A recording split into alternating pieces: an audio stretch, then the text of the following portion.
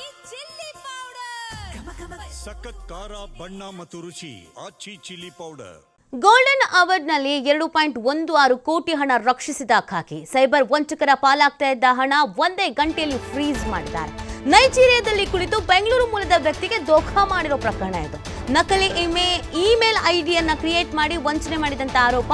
Group form ಕಂಪನಿಯ accountant ಹೆಸರಿನಲ್ಲಿ ನಕಲಿ ಐಡಿ, ನಕಲಿ ಇಮೇಲ್ನಿಂದ ರೆಡ್ಡೀಸ್ ಲ್ಯಾಬೋರೇಟರಿಗೆ email. Group pharm and Reddy's laboratory ನಡುವೆ ಬಿಸ್ನೆಸ್ ಇತ್ತು. ಬಿಸ್ನೆಸ್ ಸಲುವಾಗಿ ಅಕೌಂಟೆಂಟ್ ಕೇಶವ ಹೆಸರಿನಲ್ಲಿ ಇಮೇಲ್. ಈ ಹಿನ್ನೆಲೆಯಲ್ಲಿ ಇಮೇಲ್ ನೋಡಿ ಪೇಮೆಂಟ್ ಮಾಡಿಬಿಟ್ಟಿದ್ರು ಲ್ಯಾಬೋರೇಟರಿ. ಆದರೆ 2.16 ಕೋಟಿ ಹಣ ನಕಲಿ ಬ್ಯಾಂಕ್ ಖಾತೆಗೆ ಜಮೆ ಆಗ್ಬಿಟ್ಟಿತ್ತು. ಸೊ ಗೋಲ್ಡನ್ ಅವರ್ಸ್ ಅಂತ ಇದರಲ್ಲಿ ಇರುತ್ತೆ. ಅಷ್ಟರೊಳಗೆ ಸೈಬರ್ ಕ್ರೈಮ್ಗೆ ವಿಷಯ ತಿಳಿಸಿದಾಗ ಅವರು ಫ್ರೀಸ್ ಮಾಡ್ತಾರೆ. ಸೊ ಇಲ್ಲಿ ಈ ಗೋಲ್ಡನ್ ಅವರ್ಸ್ ಅನ್ನ ಇವ್ರು ಯೂಸ್ ಮಾಡ್ಕೊಂಡಿದ್ದಾರೆ. ಇಲ್ಲ ಅಂತಂದಿದ್ರೆ ಪಂಗನಾಮ ಆಗಿರೋದು 2.16 ಕೋಟಿ. ಸೊ ಈ ಕಾರಣಕ್ಕಾಗಿ ಬಹಳ ಎಚ್ಚರಿಕೆಯನ್ನು ವಹಿಸಿ ಅಂತ ಹೇಳ್ತಾ ಇರೋದು. ಇತ್ತೀಚೆಗೆ ಈ ಡಿಜಿಟಲ್ ಅರೆಸ್ಟ್, ಸೈಬರ್ ಕ್ರೈಮ್ ಈ ಥರ ಪ್ರಕರಣಗಳು ತುಂಬ ಹೆಚ್ಚಾಗ್ತಾ ಇದೆ. ಎಷ್ಟೇ ಎಚ್ಚರಿಕೆಯನ್ನು ವಹಿಸಿದ್ರು ನಮಗೆ ಗೊತ್ತಿಲ್ಲದೇನೆ ನಮ್ಮನ್ನು ಯಾಮಾರಿಸೋ ಕೆಲಸ ಆಗ್ತಾ ಇದೆ. ಹಾಗಾಗಿ ಎಚ್ಚರಿಕೆ ವಹಿಸಬೇಕು. ಬಟ್ ಇದರಲ್ಲಿ ನಾವು ಪೊಲೀಸ್ ಇಲಾಖೆಗೆ, ಸೈಬರ್ ಕ್ರೈಮ್ ಇಲಾಖೆಗೆ ಶಭಾಷ್ ಹೇಳಬೇಕಾಗತ್ತೆ. ಇರುವಂಥ ಗೋಲ್ಡನ್ ಟೈಮನ್ನು ಸರಿಯಾಗಿ ಬಳಕೆ ಮಾಡ್ಕೊಂಡಿದ್ದಾರೆ.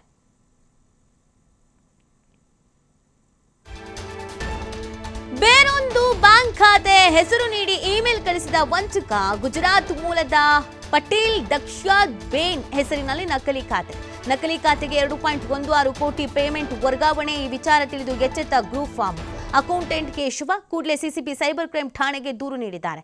ದೂರು ಪಡೆದು ಒಂದೇ ಗಂಟೆಯಲ್ಲಿ ಅಕೌಂಟೆಂಟ್ ಅನ್ನ ಜಾಲಾಡಿದ್ದಾರೆ ಪೊಲೀಸರು. ಹಣ ವರ್ಗಾವಣೆ ಆಗದಂತೆ ಅಕೌಂಟ್ನ ಫ್ರೀಸ್ ಮಾಡಿದ್ದಾರೆ ಪೊಲೀಸರು. ನಂತರ ಕೋರ್ಟ್ ಮುಖಾಂತರವಾಗಿ 2.16 ಕೋಟಿ ಬಿಡುಗಡೆಗೆ ಆದೇಶ ಮಾಡಲಾಗಿದೆ. ತನಿಖೆ ವೇಳೆ ನೈಜೀರಿಯಾ ಮೂಲದ ಸೈಬರ್ ವಂಚಕನಿಂದ ಈ ವಂಚನೆ ಆಗಿದೆ ಅನ್ನೋದು ಬೆಳಕಿಗೆ ಬಂದಿದೆ.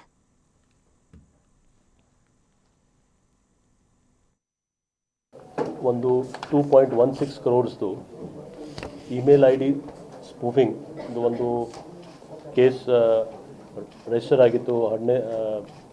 ಡಿಸೆಂಬರ್ ತಿಂಗಳಲ್ಲಿ ಕೇಸ್ ರಿಜಿಸ್ಟರ್ ಆಗಿ ಇದು ಒಂದು ಕ್ಲಾಸಿಕ್ ಕೇಸ್ ಇದೆ. ಇಲ್ಲಿ ಕಂಪ್ಲೇನೆಂಟ್ ಅವರು ವಿದಿನ್ 1 hour ನಮ್ಮ 15 to 20 ಮಿನಿಟ್ಸಲ್ಲಿ ನಮಗೆ ಕಂಪ್ಲೇಂಟ್ ಕೊಟ್ಟಿದ್ದರು. ಸೊ ಅದಕ್ಕೆ ನಾವು ಯಾವಾಗಲೂ ಹೇಳ್ತಾ ಇದ್ದೀವಿ ಗೋಲ್ಡನ್ ಅವರ್ದು ಇಂಪಾರ್ಟೆನ್ಸ್.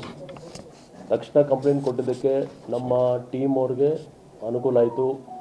ತಕ್ಷಣ ಏನೇನು ಲೀಗಲ್ ಫಾರ್ಮಾಲಿಟೀಸ್ ಇದೆ ಮತ್ತು ಏನೇನು ಆ್ಯಕ್ಷನ್ ತೊಗೊಳ್ಬೇಕು. ಸೊ ಅಕೌಂಟ್ಸ್ ಫ್ರೀಸ್ ಆಯಿತು ಮತ್ತು ಅಕೌಂಟ್ಸ್ ಎಲ್ಲ ಡಿಟೇಲ್ ಟ್ರೇಸ್ ಆಗುವಾಗ ಈ ಪರ್ಟಿಕ್ಯುಲರ್ ಮೇಲ್ ಐ ಡಿ ನೈಜೀರಿಯಾಯಿಂದ ಒರಿಜಿನೇಟ್ ಆಗಿತ್ತು. ಒಂದು ಪ್ರತಿಷ್ಠಿತ ಮೆಡಿಕಲ್ ಕಂಪನಿ ಹೆಸರಲ್ಲಿ ಅವರು ಐ ಡಿ ಕ್ರಿಯೇಟ್ ಮಾಡಿ ಅಲ್ಲಿಂದ ಅಕೌಂಟ್ ಟ್ರಾನ್ಸ್ಫರ್ ಮಾಡಿಸಿದ್ರು. ಯಾವಾಗ ಈ ಇದು ಒಂದು ದೊಡ್ಡ ಮೆಡಿಕಲ್ ಕಂಪ್ನಿ ಇದೆ, ಆ ಕಂಪ್ನಿಗೆ ಗೊತ್ತಾಯಿತು ಇದು ಫ್ರಾಡ್ ಆಗಿದೆ ಅಂದರೆ ತಕ್ಷಣ ಪೊಲೀಸ್ಗೆ ಇಂಟಿಮೇಷನ್ ಮಾಡಿದ್ರು. ಅದು ಇಂಟಿಮೇಷನ್ ಮಾಡಿದ ತಕ್ಷಣ ನಮ್ಮವರು ಕೆಲಸ ಮಾಡಿ ಅಕೌಂಟ್ ಫ್ರೀಸ್ ಮಾಡಿ ಡಿಟೇಲ್ ಅಕೌಂಟ್ಸ್ ಎಲ್ಲಿ ಯಾವ ಬ್ಯಾಂಕ್ಗೆ ಹೋಗಿದೆ, ಎಲ್ಲೆಲ್ಲಿ ಹೋಗಿದೆ ಅದೆಲ್ಲ ಟ್ರೇಸ್ ಮಾಡಿ ಫ್ರೀಸ್ ಮಾಡಿಬಿಟ್ಟು ಕೊನೆಗೆ 2.16 crores ಎಂಟೈರ್ ಅಮೌಂಟ್ ಯಾರು ಕಂಪ್ಲೇಂಟ್ ಇದ್ದರೂ ಅವ್ರಿಗೆ ವಾಪಸ್ ಹೋಗಿದೆ.